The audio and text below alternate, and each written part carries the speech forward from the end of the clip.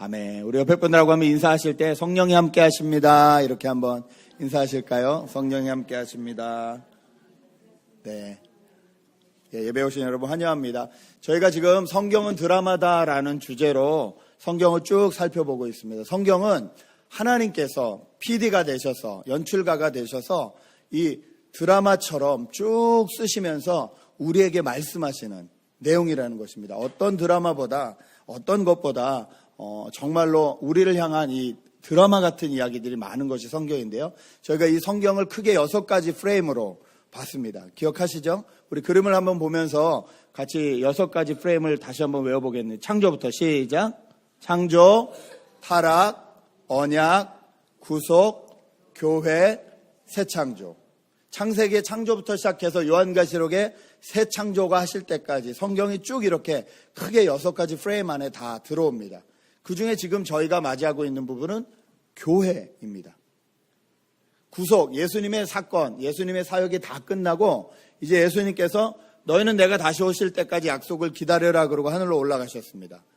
그리고 오늘 저희가 읽은 이 본문에 그 약속하신 성령이 오시면서 교회가 시작됩니다. 여러분 여러 번 말씀드렸듯이 교회는 건물이 아닙니다. 교회는 사람입니다.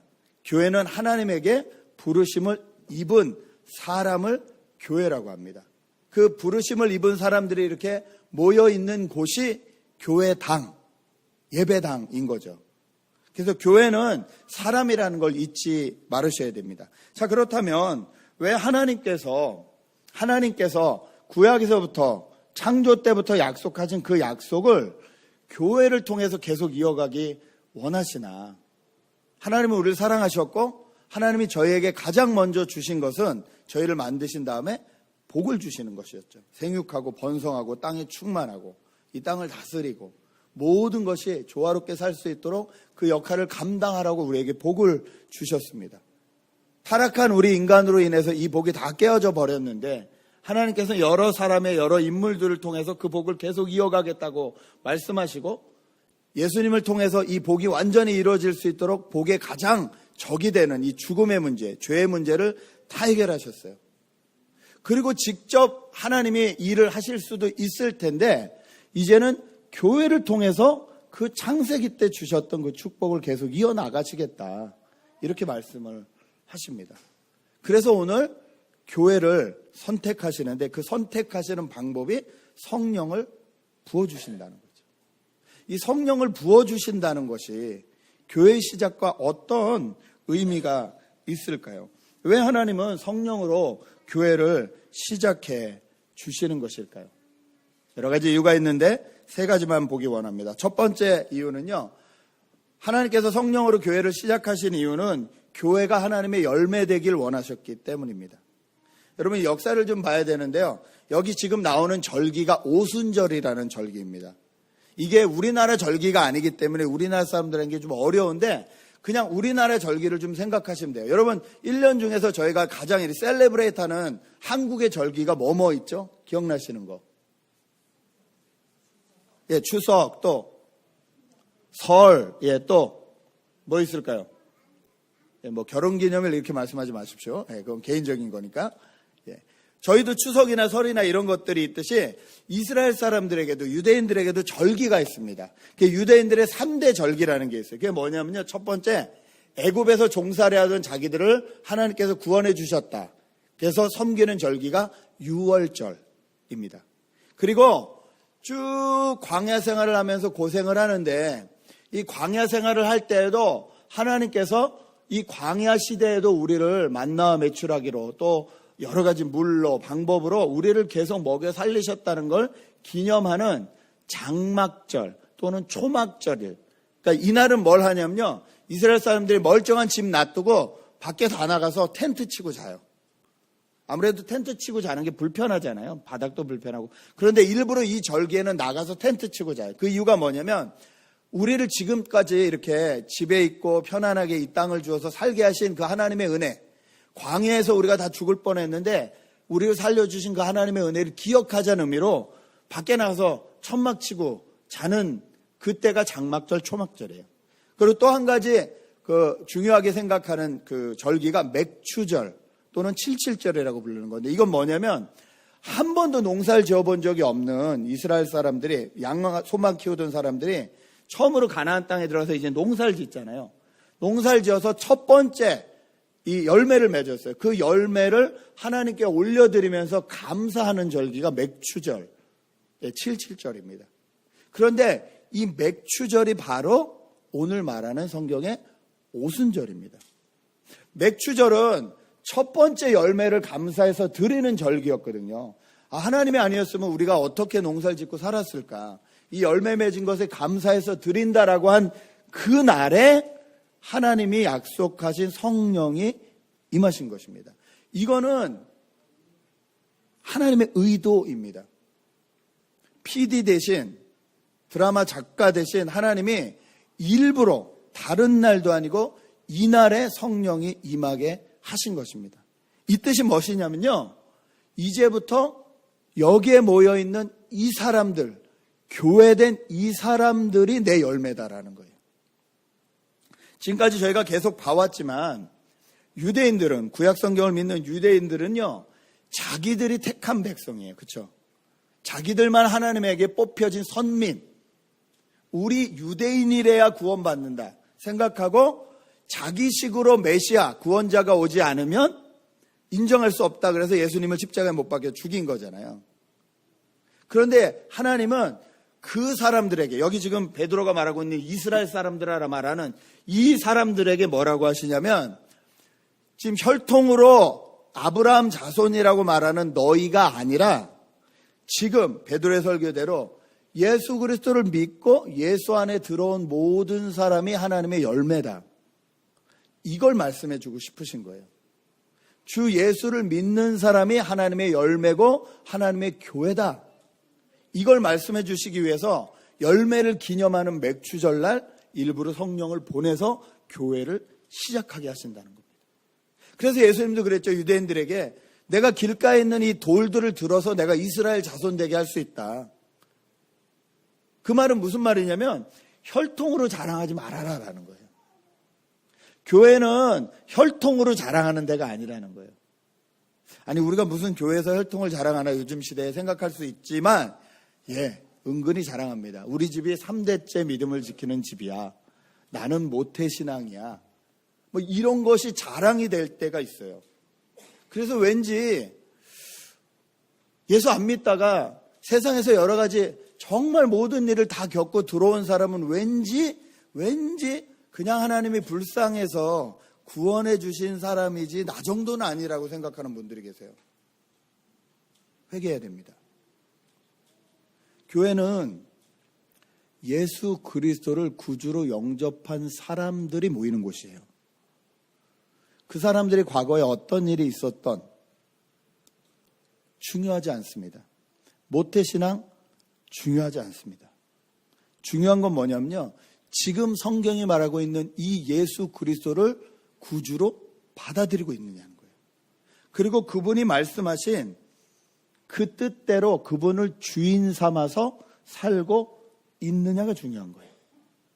이게 교회예요. 그리고 이 사람들이 모여서 구해야 될 열매가 있는 거예요. 그것이 갈라디아에서 나오는 성령의 9가지 열매예요. 성령의 9가지 열매가 무엇입니까? 사랑, 기쁨, 평화, 인내, 친절, 선의, 진실, 온유, 절제. 이것이 나에게 있느냐가 중요하지, 내가 교회를 열심히 다니고 내가 교회 봉사를 열심히 하고 다 귀한 일이지만 굳이 우선순위를 두자면 어느 것이 먼저 돼야 되는 거지? 성령의 9가지 열매가 먼저 돼야 된다는 거예요. 그게 교회라는 거예요. 그게 열매라는 거예요. 그게 있지 않으면 저희는 얼마든지 척할 수 있거든요. 아니, 일주일에 한번 나와서 교회답게, 성도답게 1시간 얌전히 조용히 거룩하게 앉아있는 게 뭐 그리 힘듭니까? 누구나 할 수 있는 일이죠. 별로 어려운 일 아닙니다. 게다가 복도 받는 데는데. 저희 예배 드리는 거 아무것도 아니죠. 40년 불교 섬기신 분 계신데요, 새벽 4시에 일어나서 목욕 재개하시고 2시간 산길을 올라가시는데 입에 손수건을 물고 올라가시더라고요. 절대 헛된 말 하지 않겠다는 거예요. 신 앞에 갈 때까지 절대 헛된 말 하지 않겠다는 거예요. 그리고 가서 1000번 절을 하세요. 여러분 그렇게 한번 예배 드려보신 적 있으세요? 새벽 4시부터 예배 준비해 보신 적 있으세요? 저희가 다른 사람들의 종교를 믿는 것을 우습게 여기면 안 돼요. 그분들 목숨 걸고 믿어요. 목숨 걸고 믿어요. 저희가 그걸 따라갈 수나 있겠어요? 아니, 따라간들 그 안에 구원은 있습니까? 그 안에 참된 기쁨과 즐거움은 있습니까? 자기 만족은 있을 수 있어요. 내가 이렇게 예배 드렸다는 1000번 절하면 얼마나 몇 시간을 절을 하는 건데 그렇게 하다 보면 자기가 깨질 것 같긴 해요. 그렇지 않으세요, 여러분? 자기 스스로의 뭐 욕심과 이런 게 다 깨질 것 같긴 해요. 하도 그런 노력을 하다 보니까. 그런데 구원은 있냐고요? 아니거든요. 저희에게 이렇게 교회에 나와서 예배 드리는 것보다 훨씬 어려운 열매는 사랑과 희락과 평화와 인내와 친절과 선의와 진실과 절제 같은 이런 것들이 더 어렵습니다. 하나님께서 성령을 통해서 교회를 시작하셨다는 거예요. 교회는 저와 여러분이거든요. 다른 사람이 아니거든요. 하나님께서 성령을 통해서 여러분을 부르셨다는 거예요. 뭐로요? 열매로. 어떤 열매로요? 성령의 9가지 열매로 부르셨다는 것입니다. 그래서 하나님께서는 성령으로 교회를 저와 여러분을 시작해 주셨습니다. 이 땅에 하나님의 축복이 다시 흐르게 할 수 있는 통로로 가게 하기 위해서 저희를 그렇게 불러주셨다는 거예요. 두 번째, 하나님께서 성령으로 교회를 시작하신 이유는 교회는 소통이 되는 곳이기 때문에 그렇습니다. 커뮤니케이션. 소통이 돼야죠. 오늘 이 말씀을 보면요. 오순절에 임하는 역사가 강한 바람과 불 같은 것이 임했다 그래요. 구약 성경에 강한 바람과 불, 구름 이런 것은 다 하나님의 임재를 뜻한다 그랬어요. 그러니까 하나님이 그 자리에 임하신 거예요. 120명이 모여서 기도하는 그 자리에 임하셨어요. 임하신 다음에 어떤 일을 하십니까? 사람이 해석할 수 없는 언어를 주시죠. 방언이라고 말하는. 그러니까 적어도 이 성경에 나오는 15개 이상의 지역의 사람들, 다 말이 다른 사람들이 다 자기 말로 알아들었다는 거예요. 통역기가 이렇게 있으면 얼마나 좋을까? 내가 어떤 외국에 가든지 이렇게 얘기하면 그 사람이 자기 말로 알아들으면 얼마나 좋을까? 난 한국말로 하고, 이거 얼마예요? 그러면 그게 그 사람 또 그런 얘기하면 나도 알아듣고 뭐. 이거 얼마나 좋을까? 여러분 커뮤니케이션을 막는 게 대화잖아요. 이 언어잖아요. 언어의 장벽이 너무 크잖아요. 그런데 이 언어의 장벽이 무너지는 거예요. 하나가 되는 거예요. 소통이 일어나는 거예요. 이건 어떤 사건이죠? 창세기 11장에서 인간이 하나님 되겠다고 바벨탑 세워서 우리가 하나님처럼 되자 해서 하나님의 언어를 흩으셨잖아요. 그때. 이것이 다시 하나 되는 사건이잖아요. 그러니까 교회는 뭐냐면요. 흩어졌던 것들이 다시 모이는, 소통이 안 되고 막혔던 것들이 다시 소통이 되기 시작하는, 그것이 교회라는 거예요. 하나님께서 저와 여러분을 왜 부르셨냐? 왜 성령으로 부르셨냐? 소통되게 하시라고. 막힌 것들이 소통되게 하시라고 부르셨다는 거예요. 저희를 통해서 세상과 하나님의 이 막힌 것들이 다시 이어질 수 있게, 소통될 수 있게 저희를 부르셨다는 거예요. 이것이 성령으로 교회를 시작하신 두 번째 이유라는 것입니다. 그냥 소통만 하는 것이 아니라 이 소통이 계속되기 위해선 약속이 있어야 됩니다. 여러분 직장이나 가정이나 어디나 약속이 있죠. 그 약속이 무너지면 관계가 무너집니다. 커뮤니케이션이 끊어져요. 그렇죠? 어떤 직장에서 약속이 있잖아요. 뭐 예를 들어서 월급을 얼마 주기로 했다. 근데 그 약속, 커뮤니케이션을 안 지켜. 그러면 더 이상 그 직장에서 일을 안 하게 된다거나 뭐 이런 일들이 생기잖아요. 약속이 있어야 되는데 하나님께서는 계속 소통하게 하기 위해서 성령을 통해서 이 약속을 증명해 주시는 거예요. 어떻게 증명해 주셨냐? 오늘 베드로의 설교를 통해서 증명해 주셨는데 이 약속이 유대인 너희들이 잘 알고 있는 저 구약시대, 그리고 너희들이 유대인 중에서 가장 존경하는 다윗, 그 다윗이 믿고 있던 약속이다. 창세기부터 있었던 약속인데 너희가 그렇게 존경하는 다윗도 믿고 있던 약속이다. 그리고 너희가 선지자로 생각하는 다니엘, 그 다니엘도 인정한 약속이다. 계속 말씀을 대시는 거예요. 제가 다니엘서를 먼저 읽어드리겠습니다. 다니엘서 7장 13절 14절에 이런 말씀이 있습니다. 내가 밤에 이러한 환상을 보고 있을 때 인자 같은 이가 오는데 하늘 구름을 타고 와서 옛쪽부터 계신 분에게로 나아가 그 앞에 섰다. 옛부터 계신 분이 그에게 권세와 영광과 나라를 주셔서 민족과 언어가 다른 뭇 백성이 그를 경배하게 하셨다. 그 권세는 영원한 권세에서 옮겨가지 않을 것이며 그 나라가 멸망하지 않을 것이다. 민족과 언어가 다른 사람들이 다 모여서 하나님을 경배하게 하겠다. 이 약속이 지금 오순절날 일어난 거예요. 15개 이상의 다른 나라 사람들이 모였는데 하나님을 알게 하는 거예요. 베드로 설교 끝나고 사람들이 그러잖아요. 그럼 내가 어떻게 해야 됩니까? 그날 예수 믿은 사람이 3,000명이 더 하더라. 예, 온 민족과 이런 사람들이 돌아오게 했다는 다니엘의 약속이 지금 일어나고 있는 거예요. 성령을 통해서 커뮤니케이션이 다시 되게 하시는 거예요. 뿐만 아니라 오늘도 이 4절 말씀에도 그들은 모두 성령으로 충만하게 되어서 성령이 시키는 대로 각각 방언을 말하기 시작하였다. 약속대로 됐다는 거예요. 예수 그리스도가 내가 올라가고 너에게 성령을 주겠다는 약속을 하셨잖아요. 그 약속대로 커뮤니케이션이 일어난다는 거예요. 그러면 우리가 2017년에 우리가 붙잡고 있어야 될 것은 뭐냐면요, 하나님의 약속입니다. 구약에서부터 계속 흘러나오는 하나님의 약속, 지금도 우리에게 계속 흘러오고 있는 이 약속, 수많은 신앙의 선배들을 통해서 그리고 예수 그리스도를 통해서 우리에게 주신 약속, 여러분 어떤 약속을 가지고 계시는지요? 하나님과 여러분 사이에 어떤 약속이 있으신지요? 개인적으로 받으신, 성경을 읽다가 받으신 약속들이 있으시죠? 여러분이 구원받으시는 것을 믿으십니까? 예, 그 근거는 하나님 말씀이죠? 하나님의 말씀의 약속으로 우리가 구원을 확신하는 거예요. 우리의 감정으로 아니에요. 우리 감정으로 했다가 착하게 산 날은 구원받을 것 같지만 나쁘게 산 날은 지옥 갈 것 같거든요. 우리 감정이 아니에요. 하나님의 약속이에요. 이 약속이 내가 믿어지면 내가 그 약속 때문에 살 수 있는 거예요. 저에게 중요한 건 뭐냐면요, 나는 하나님이 어떻게 커뮤니케이션 하기 원하시는지 알아야 된다는 거예요. 나하고. 성령이 나에게 임하셔서 나를 교회 삼으신 이유는 커뮤니케이션 되기 위함인데 나는 그 커뮤니케이션을 하나님과 어떻게 하고 있냐는 거죠.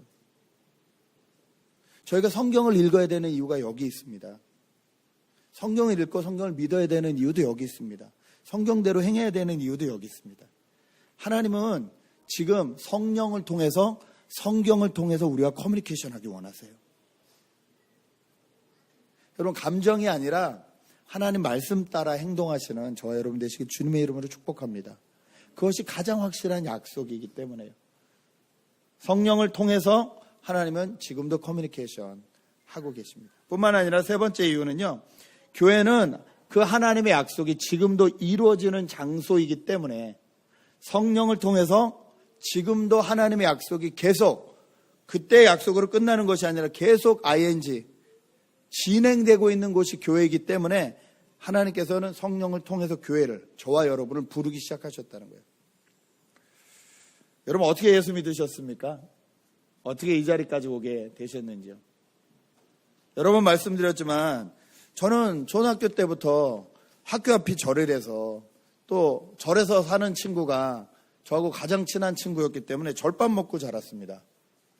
예, 말씀드렸지만 목사님에겐 칭찬받은 적이 없어도 스님에겐 칭찬을 받고 자란 사람입니다. 아버님이 안 계셨기 때문에 초등학교 때부터 제가 제사했습니다. 예, 제사 방법 지금도 알아요. 홍동백과도 알고 다 알아요. 어떻게 절을 하고 어떻게 술을 돌리고 어떻게 향을 피고 다 알아요. 유교에 꽉 묻혀져 있는 집안이에요. 그런데 제가 목사라는 거죠. 참 신기하지 않으세요? 초등학교 때 여름 성경학교 사탕 먹으러 다녔던 거 빼고 사춘기 때 고등학교 2학년 때까지 하나님 없이 내 마음대로 살던 그 시기, 그때 저는 이제 중학교 때부터 고등학교 2학년 때까지 제가 할 수 있는 모든 나쁜 짓을 다 해봤거든요. 그리고 다시 교회로 가게 된 그때, 근데 하나님이 저를 다시 교회로 부르신 방법은 뭐 제가 엄청난 죄를 져가지고 회개하고 뭐 바울처럼 돌아온 것도 아니고요. 어떤 대단한 깨달음이 있어서 하나님 앞에 나간 것도 아니고요. 그냥 저희 반에 저보다 더 날라리인 그 친구가 껌을 짝짝 씹으며 교회 가냐? 교회 갈래? 너무 충격이 됐어요. 속으로. 제가 옛날에 교회 다녀봤으니까 너도 교회 다니냐?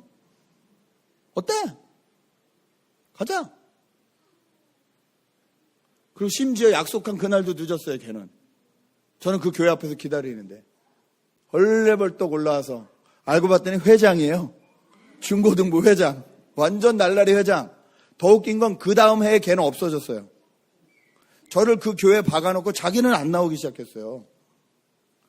웃기죠? 그런데 그날부터 전 지금까지 교회를 한 번도 빠진 적이 없어요.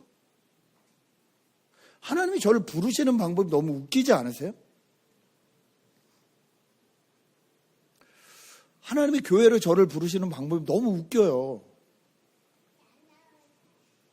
근데 무엇을 알 수 있냐면요. 성령께서 지금도 그 약속을 계속 이루어 가신다는 거예요. 누굴 통해서요? 저와 여러분 같은 부족한 사람들을 통해서요. 그 친구가 얼마나 부족했겠습니까? 그렇죠? 저는 또 얼마나 부족했게요. 딱 갔더니 중고등부 애들이 몇 명 안 되는데 참 신기하게 전사님이 중고등부 예배를 8시에 드렸어요. 아침 8시에. 본 예배는 11시에 드리는데 애들 예배가 더 빨라요. 근데 8시에 드렸는데 8시에 애들이 뭐 교회 나오기도 힘들고 하는데 이렇게 나오고 저는 그냥 재밌어서 가는데 제가 음악을 조금 하니까 얼마나 엉터리였냐면 그냥 있는데 뭐 하여튼 순서가 많았어요. 근데 특송이 꼭 있었어요. 그러면 이제 묻는 거예요. 오늘 특송 누구냐? 이렇게. 그 회장단하고 묻는 거예요. 그러면 누군데? 오늘 안 왔어. 그럼 안 왔어 그러면요. 전 뒤에 가서 기타 치고 이러고 있다 특송하시겠습니다. 그러면 올라와서 그냥 혼자 특송했어요. 예수 믿었냐고요? 아니요. 아니요. 그땐 예수님 아직 영접하지 않을 때예요. 그냥 중고등부에 제가 잘하는 특기. 이거 하면 여자애들이 눈이 쫄망쫄망해요. 아, 이거 괜찮아요. 예. 제가 다른 거는 안 되잖아요. 키도 안 되고 뭐 안 되잖아요. 다른 걸로 안 되네. 이거 하나는 먹여줘요. 그거 좋아서 앞에서 그러고 신앙생활 시작했어요. 그런 엉터리같이 신앙을 시작한 저를 하나님이 부르시더라고요. 그 하나님이 저를 불러주시더라고요. 교회를 통해서. 예수 믿는 사람들을 통해서. 지금 생각해보면 그 담당하던 전사님, 그땐 전사님이셨는데 얼마나 기가 막혔을까. 예배 도중에 저 뒤에 가서 기타 치면서 이러고 특송하라고 하면 그냥 나와서 이러고 있는 애를 야 너는 예수도 안 믿는데 무슨 네가 특송이냐 이러고 발로 차실 수도 있었을 텐데 얼마나 오래 참아주셨을까. 옆에서 어른들이 보기엔 얼마나 기가 막혔을까 얘가. 근데 저를 얼마나 참고 기다려 주셨을까. 물론 예수 믿은 다음이긴 합니다만 성가대 지휘를 할 때는 제가 되게 또 율법적이었어요. 원래 이 율법적으로 잘 못 사는 사람들이 더 율법의 기준이 셉니다.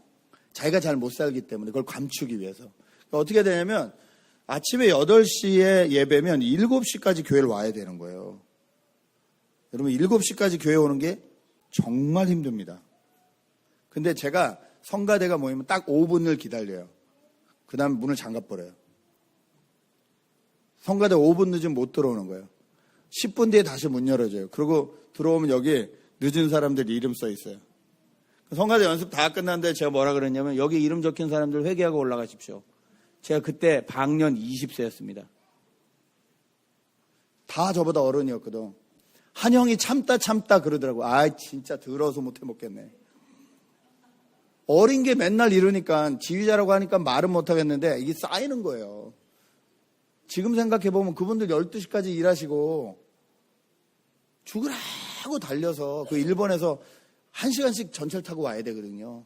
5분 10분 늦을 수 있죠. 그걸 안 봐주는 거예요 제가. 얼마나 많은 사람들에게 상처를 줬는지, 얼마나 많은 사람들에게 참 말도 안 되는 일을 했는지. 근데 하나님은 이렇게 부족한 저와 여러분을 통해서 하나님의 약속을 계속 이루어 가신다는 거예요. 그 증거가 바로 여기 앉아있는 저와 여러분이신 줄 믿습니다. 저희 같은 사람을 불러주셨잖아요. 성령으로 교회가 시작된 이유가 여기 있어요. 내가 너와 함께 하겠다. 너희 안에 임한 내가 끝까지 너를 포기하지 않고 데리고 가겠다. 이게 성령의 약속이시잖아요. 그 약속으로 저와 여러분을 부르셨고 그 약속이 계속 이어지게 하신다는 거예요. 그래서 오늘 베드로가 쭉 설교한 다음에 맨 마지막에 이 다윗에 대해서 얘기하고 다윗이 예수님의 부활을 믿었다는 걸 얘기하면서 32절에 이렇게 얘기를 하죠. 이 예수를 하나님께서 살리셨습니다. 우리는 모두 이 일의 증인들입니다. 교회는 증인들이 모인 곳입니다. 하나님의 약속을 받은 증인들, 그 하나님의 약속을 경험한 증인들이 모여있는 곳이 교회인 줄 믿습니다. 그래서 하나님은 이 성령으로 교회를 시작하게 하셨고 지금도 성령으로 교회가 계속 교회되게 하고 계십니다. 여러분, 이 1세기 때 초대교인들의 이 교회부터 시작해서 지금 2017년이잖아요. 2000년이 넘도록 지난번 말씀드렸듯이 교회는 수많은 핍박과 어려움이 있었습니다. 특별히 로마 시대에는 엄청난 박해를 당했습니다. 예수 믿는 것만으로 죽음을 당했습니다. 우리나라만 봐도, 이 교회 역사만 봐도 예수 그리스도의 이 사진을 땅에 놓고 밟지 않으면 죽이는 그런 핍박의 시대가 분명히 있었습니다. 여러분, 저와 여러분이 그 시대에 태어났다면 저희는 신앙을 지킬 수 있었을까요? 그럼 어떻게 생각하시는지요?